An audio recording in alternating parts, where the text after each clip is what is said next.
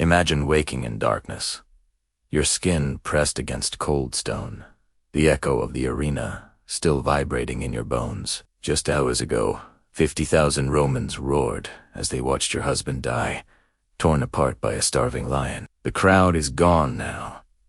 The torches flicker. The silence feels heavier than the chains around your wrists. Then you hear footsteps, slow and deliberate. A massive shadow fills the doorway of your cell. It's the gladiator who survived today's slaughter. His body is smeared with blood, none of it his own. A guard unlocks your door. The gladiator raises a hand, pointing at you. And in this moment, you finally understand why the Romans called the arena a place of glory. He had built dungeons beneath it where glory did not exist. This is not a scene from a horror movie. This was everyday life in the Roman Empire. And what you're about to hear is the chapter of Roman history almost no one talks about.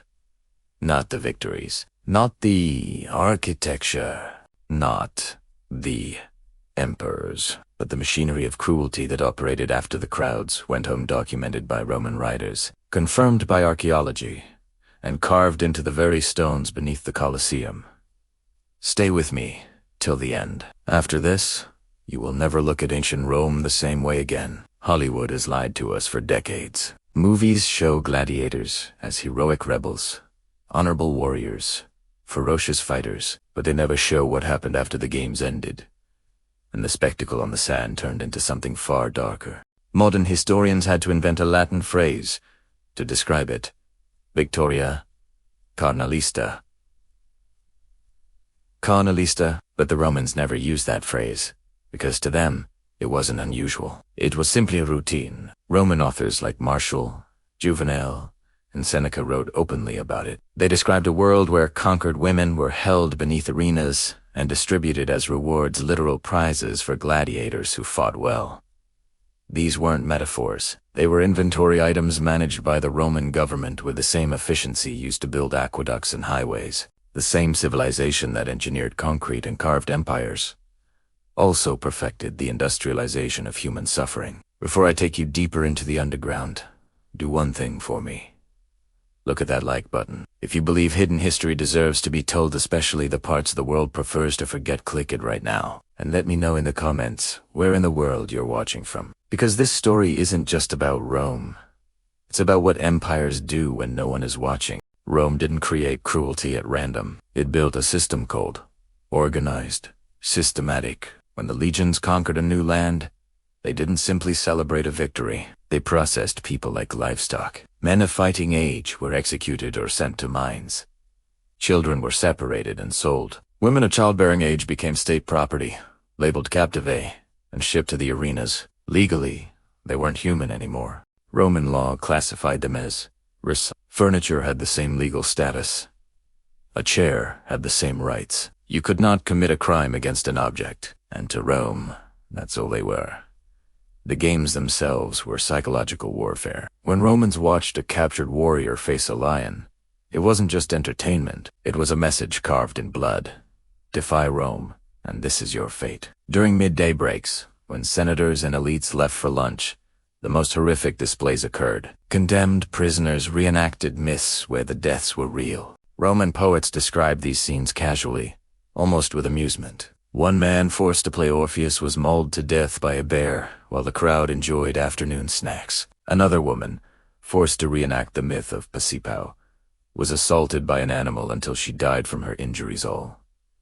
For entertainment, Rome didn't merely blur the line between theater and torture. It erased it completely. This was the world beneath the arena, and this was the environment where gladiators received their rewards. Gladiators lived in a strange contradiction.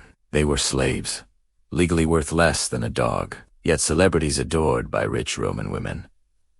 Their names appeared on walls. Their sweat was collected and sold as perfume. Aristocratic women bribed guards for secret encounters.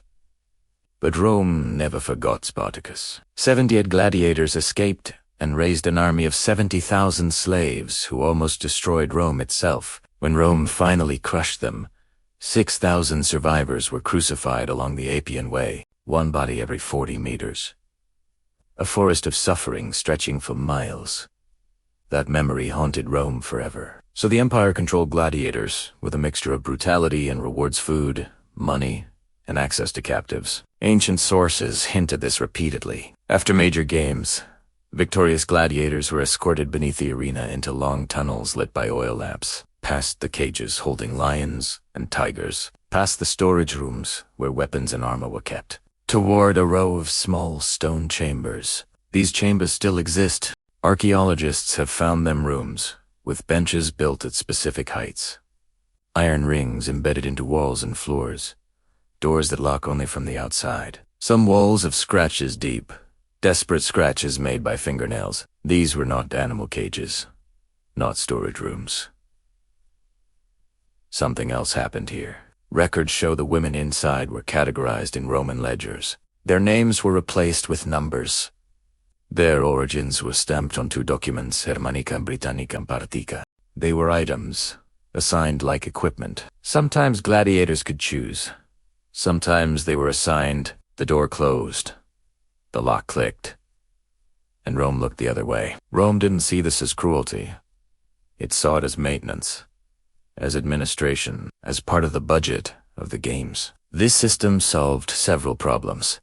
It rewarded gladiators without giving them real power. It reinforced Rome's dominance over conquered people. And it reminded everyone spectators, slaves, soldiers that Rome had absolute control over life and death. Archaeology confirms the system's existence. The chambers matched the descriptions. The rings in the walls, the scratches, the isolated placement far from storage rooms or animal cages. Combined with the written sources, the picture becomes undeniable. Now consider the women inside. Their journey to these cells was already a nightmare. They had watched their homes burn, their families killed or scattered. They were marched in chains to Rome, processed like cargo, examined like livestock, and locked in the dark beneath a city that celebrated their suffering. They heard everything happening above them. The cheers, the screams, the executions, the music, the roars of animals. And they knew they would never leave. Roman generals openly used this system to terrorize entire nations. Josephus recorded how Jewish women were taken and distributed after the revolt to break the spirit of a people forever. And yet, when women occasionally fought in the arena as gladiators, Roman elites were scandalized not by the violence, but by the visibility. One emperor banned female fighters entirely because the crowd reacted inappropriately. Not because they cared about women, but because the spectacle embarrassed Rome's self-image. The abuse continued. It simply returned to the shadows. The games didn't end because Rome grew a conscience. They ended because the empire collapsed and the machinery of conquest stopped turning. With no more captives, the underground system dried up. Today, tourists walk through the Colosseum smiling for photos, unaware of what the stones beneath their feet once witnessed. The rings are still embedded in the walls. The scratch marks still exist. The ledgers still sit in archives, listing human beings as items. This wasn't an accident. It wasn't a few cruel emperors. It was policy infrastructure. A system designed for repeated, organized suffering on an unimaginable scale. The Colosseum is celebrated as a monument to Roman engineering, but its stones carry stories Rome never wanted anyone to hear. Stories carved by hands that had no voice. If this opened your eyes to a side of history you've never heard, subscribe to the Royal Era and turn on notifications. We're just getting started, uncovering the truths empires tried their hardest to erase. Share your thoughts in the comments, and I'll see you in the next investigation into the darkest corners of the ancient world.